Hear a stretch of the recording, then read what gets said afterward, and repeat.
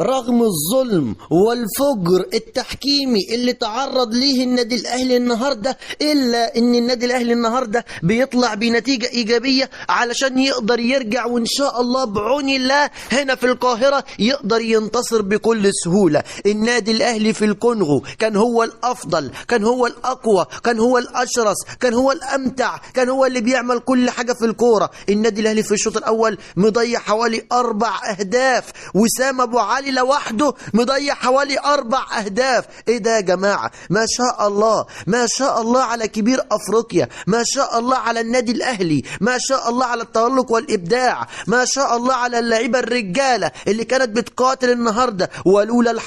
ولولا الحظ لكان النادي الأهلي فاز 4 أو 5 النهاردة. ما شاء الله، ما شاء الله على أوفا. خلينا نتكلم على شوبير الحارس الكبير، الحارس اللي خلاص ما ينفعش يقعد دكة، الحارس اللي خلاص ما ينفعش نقول عليه ان هو لسه ناشئ، الحارس اللي ما شاء الله عليه يتألق ويبدع وبيعمل كل حاجة في الكورة، الحارس اللي الفترة اللي جاية او خلاص بقى هو يعتبر دلوقتي حارس مصر الاول.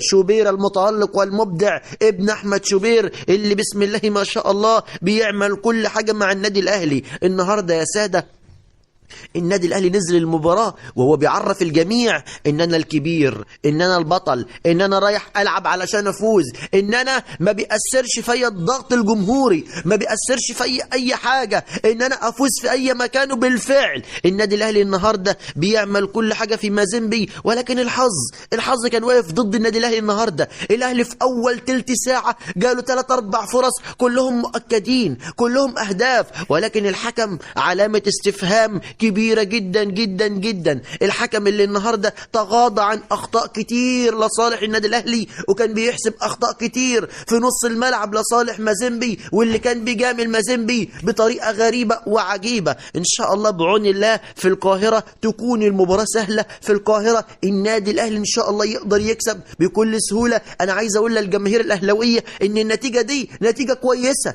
كويسة ومحترمة جدا جدا. إنك تتعادل مع مازيمبي الكونغولي في نصف نهائي دوري ابطال افريقيا على ارضه وسط جمهوره وفي عز الحر الساعه 3 العصر وتقدر تتعادل، فانت كده برافو عليك، انت كده برافو عليك، انت كده توب، انت كده هترجع القاهره وان شاء الله مباراه العوده تكون سهله للنادي الاهلي ويقدر يكسب بكل سهوله.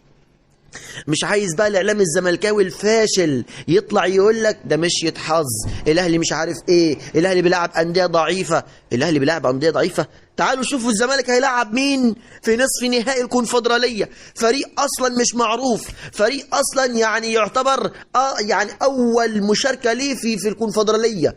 يا جماعة الأهلي بجد هو اللي بيشرف الكرة المصرية، الأهلي بجد هو اللي بيشرفنا كلنا، الأهلي بجد هو اللي بيعمل كل حاجة وبيرفع من شأن الرياضة المصرية. لولا الأهلي كان زمان الكرة المصرية دلوقتي ولا حاجة. الأهلي شعب ما شاء الله على التألق، ما شاء الله على الإبداع، ما شاء الله على الروعة اللي بيعملها النادي الأهلي. بسم الله ما شاء الله على اللعيبة الرجالة اللي فرحتنا النهاردة واللي كانت على قد المسؤولية واللي قدروا النهاردة انهم يعملوا كل حاجة في المباراة. 1000 مليون مبروك للجماهير الأهلاوية على النتيجة. كان نفسنا نكسب هناك ولكن قدر الله ما شاء فعل. انت بتلعب الساعة 3، بتلعب على أرض غير أرضك، فبالتالي انك تطلع 0-0 أمام فريق زي ده فانت الكسبان وانت اللي بسم الله ما شاء الله عليك. شكرا لكل اخواتي وحبايبي، شكرا لكم من القلب. ما تنساش في نهاية تعمل لايك. شكرا لكم والسلام عليكم ورحمة الله وبركاته.